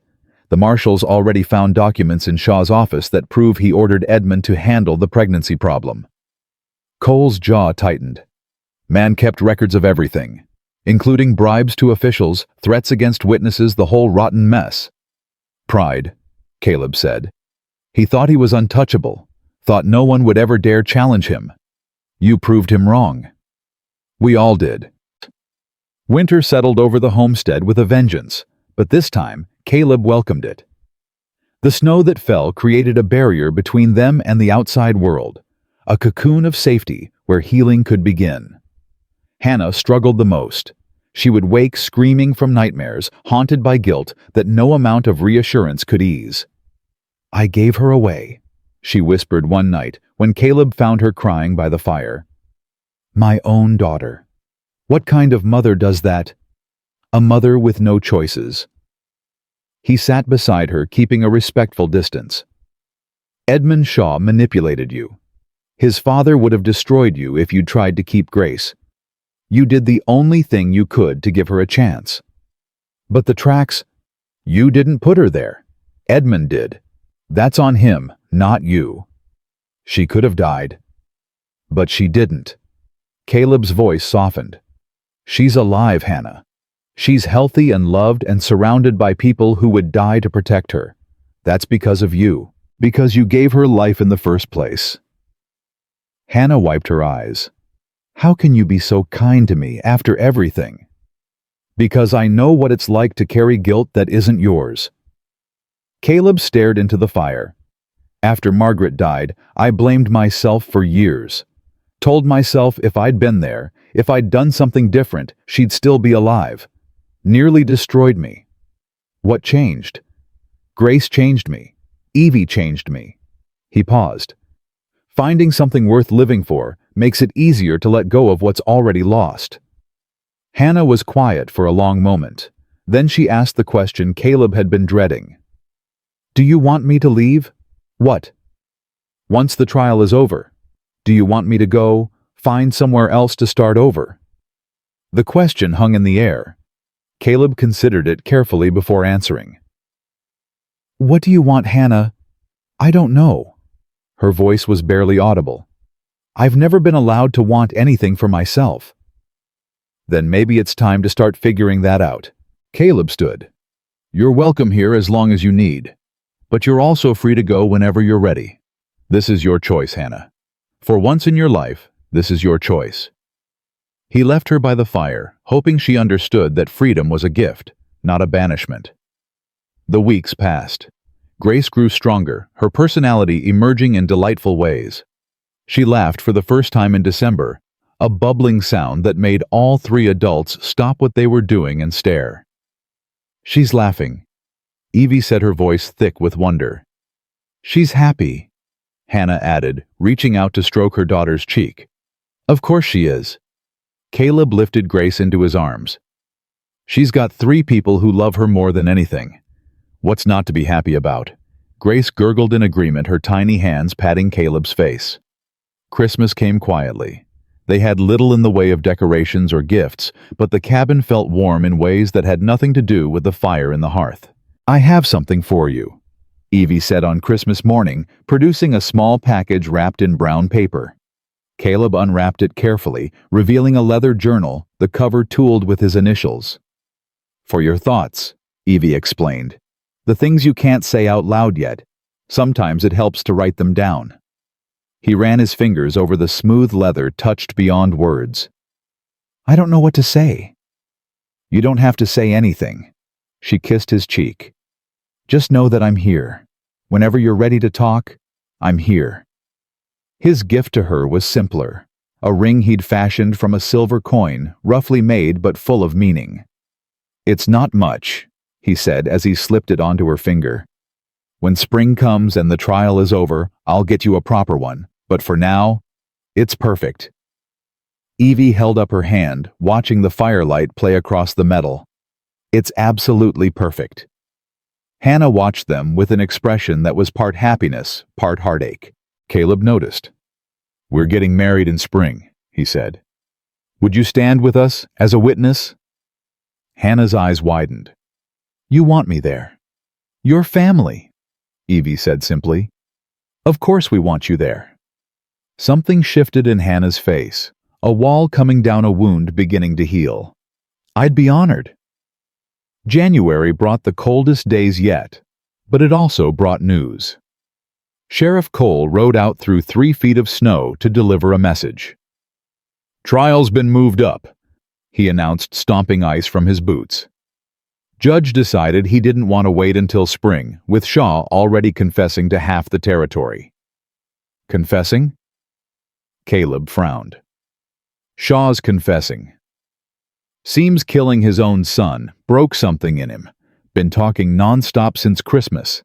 Names, dates, details of every dirty deal he ever made. The territorial governor is involved now. Half the officials in the region are under investigation. When's the trial? 2 weeks. You'll all need to be there to testify. The news should have been welcome, but it brought fresh anxiety. Testifying meant facing Victor Shaw again. It meant reliving the terror of the kidnapping, the confrontation at the mill, all of it. I'm not sure I can do this, Hannah admitted that night.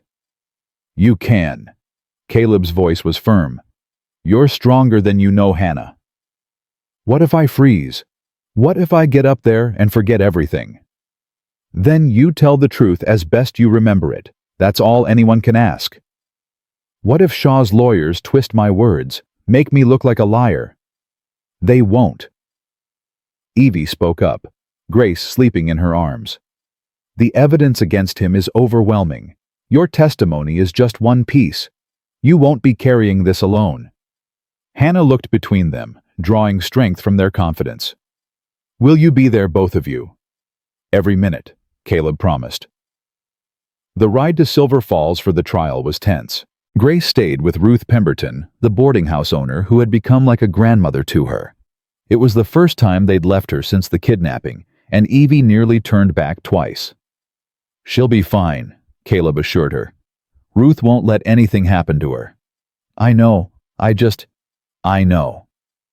The courthouse was packed. It seemed like half the territory had come to watch Victor Shaw answer for his crimes. Caleb spotted faces he recognized: the blacksmith, the former deputy, the old rancher who had helped storm the mill. They nodded at him with respect. Didn't expect so many people, Hannah whispered. Shaw hurt a lot of folks, Caleb replied. They want to see justice done.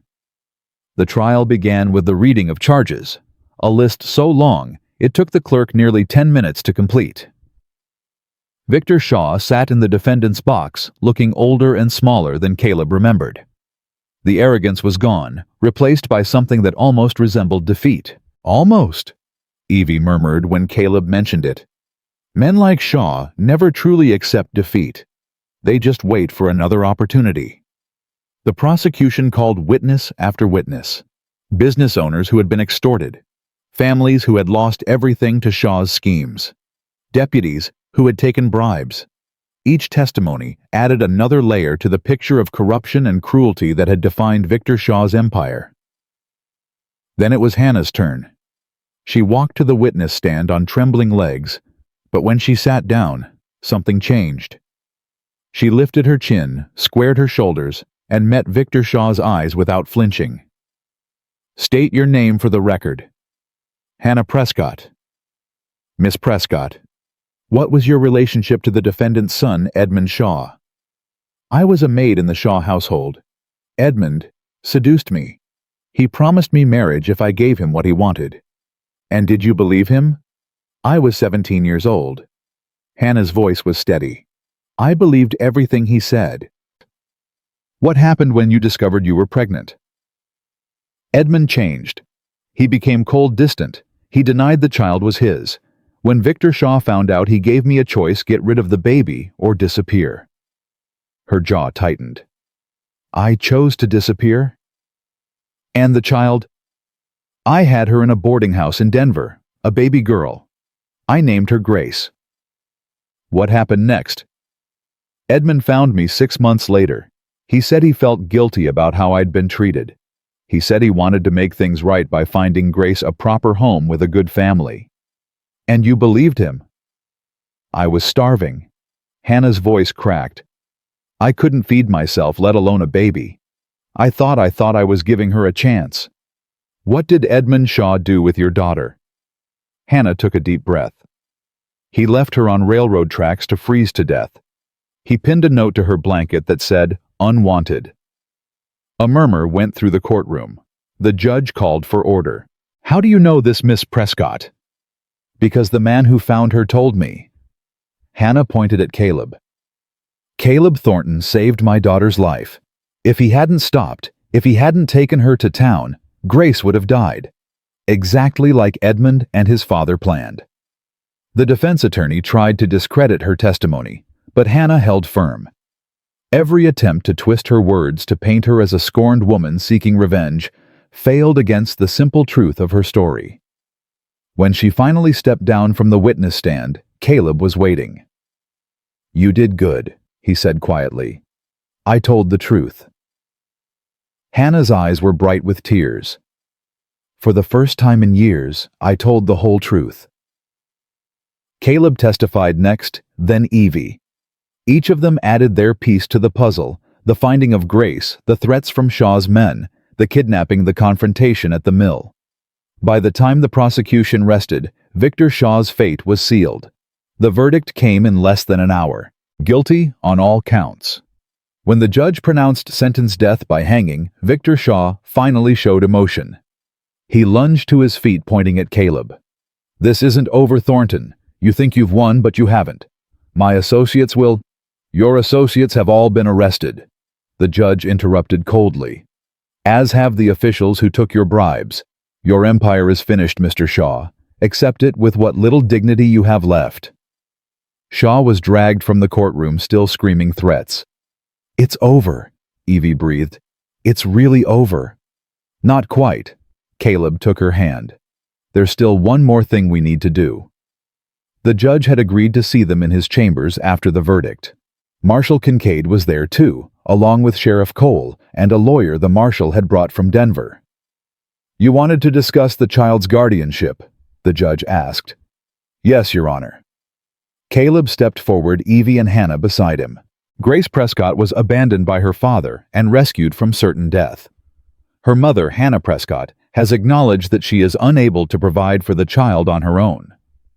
Evie and I would like to formally adopt Grace, with Hannah's blessing, and continued involvement in her life. The judge studied the three of them. This is highly unusual. An unmarried man and woman adopting a child together. "We're getting married in spring," Evie said. "As soon as the weather clears." "And Miss Prescott, you're agreeable to this arrangement?" Hannah nodded. "More than agreeable, Your Honor. Caleb and Evie have shown Grace more love in a few months than I could give her in a lifetime. They saved her life. They saved my life. I can't think of anyone better to raise my daughter." "But you wish to remain in her life?" "If they'll have me." Hannah glanced at Caleb and Evie. "I'm not trying to take her back. I want her to know where she came from, who her mother was. I want to be part of her story, even if I can't be everything she needs." The judge was quiet for a long moment. Then he nodded.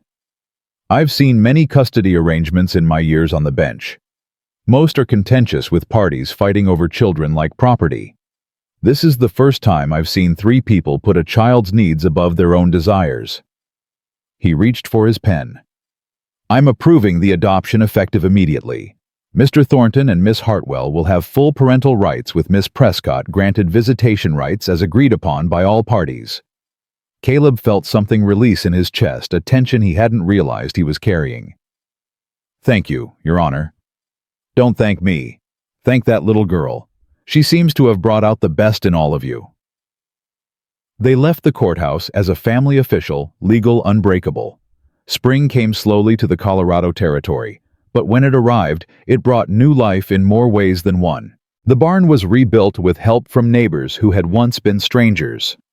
The homestead flourished under 3 sets of caring hands. And on a warm April morning, Caleb Thornton married Evie Hartwell in the meadow beside the cabin, with Grace in Hannah's arms and half of Silver Falls in attendance. "Do you, Caleb, take Evie to be your lawfully wedded wife?" "I do." "And do you, Evie, take Caleb to be your lawfully wedded husband?" "I do."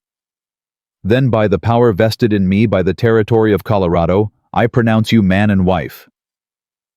Caleb kissed his bride as the crowd cheered. Grace clapped her tiny hands, already understanding that this was a moment to celebrate. "We did it," Evie whispered against his lips. "We did."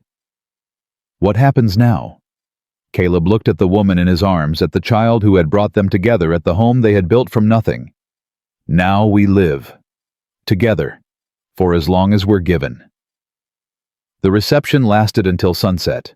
People danced and laughed and toasted the new family. Sheriff Cole gave a speech that made Evie cry. Hannah sang a lullaby to Grace that made everyone cry. When the guests finally departed, Caleb stood on the porch, Evie beside him, watching the stars emerge one by one. "Caleb, yeah. Do you ever think about the moment you found her? What would have happened if you'd made a different choice?" He considered the question. He thought about the railroad tracks, the frozen bundle, the decision that had changed everything. "Every day," he admitted, "and every day I thank God I stopped." "Why did you—" You said yourself you'd ridden past trouble before." Caleb was quiet for a long moment. Then he reached into his pocket and pulled out a worn piece of paper, the note that had been pinned to Grace's blanket. "I kept it," he said, "to remind me." "Remind you of what?" "That someone once decided this child was unwanted. That someone looked at a helpless baby and saw a problem to be solved instead of a life to be cherished." He handed the note to Evie. "I keep it because I never want to forget what we're fighting against, and what we're fighting for." Evie studied the single word on the paper. Unwanted. Such a small word to carry such weight. "She's the most wanted child in the territory now," she said softly. "In the world," Caleb corrected. From inside the cabin came the sound of Grace waking, her cries quickly soothed by Hannah's gentle voice. "Our daughter's calling," Evie said with a smile. "Then we should answer." They walked inside together, leaving the door open to the spring night. Inside, Hannah was lifting Grace from her cradle, the baby's face lighting up at the sight of her parents. "Dada," Grace said, her first word clear as a bell. Caleb stopped cold. "Did she just—" "Dada?" Grace repeated, reaching for him with eager hands. He took her from Hannah, holding her close, his eyes stinging with tears he didn't try to hide. "That's right, sweetheart. Dada's here." "Mama," Grace added, turning to reach for Evie. "And Mama too." Evie laughed, joining the embrace. Hannah stood apart, watching with a bittersweet smile. But Grace wasn't finished. "Nana," she said, pointing at Hannah. "Nana." Hannah's hand flew to her mouth. "Did she—" "Nana," Grace repeated firmly, making her wishes clear. "I think she wants you to join us," Caleb said. Hannah hesitated only a moment before stepping into the circle. 4 people bound not by blood, but by choice, by love, by the unshakable conviction that family was what you made it. "So this is what it feels like," Hannah whispered. "What? Belonging." Caleb looked at the women and child in his arms, at the home they had built, at the life that had grown from the ashes of tragedy. "Yeah," he said, "this is what it feels like." Outside, a train whistle echoed through the valley, the same sound that had once meant death, now just another part of the landscape. The tracks where Grace had been abandoned were less than a day's ride away. They would always be there, a reminder of the cruelty that had started their story. But the story didn't end with cruelty. It ended with love. With family. With a baby who had been labeled unwanted, finding more people to want her than she could count. And as Caleb Thornton held his daughter close as his wife leaned against his shoulder, as the woman who had given Grace life smiled through her tears, he understood something he had spent 5 years trying to forget. The world was full of darkness. Full of people like Victor Shaw who used power to destroy. Full of tragedies that seemed impossible to survive. But the world was also full of grace. Full of second chances. Full of moments when one simple choice could change everything. He had made that choice on a cold morning beside railroad tracks. He would make it again every day for the rest of his life.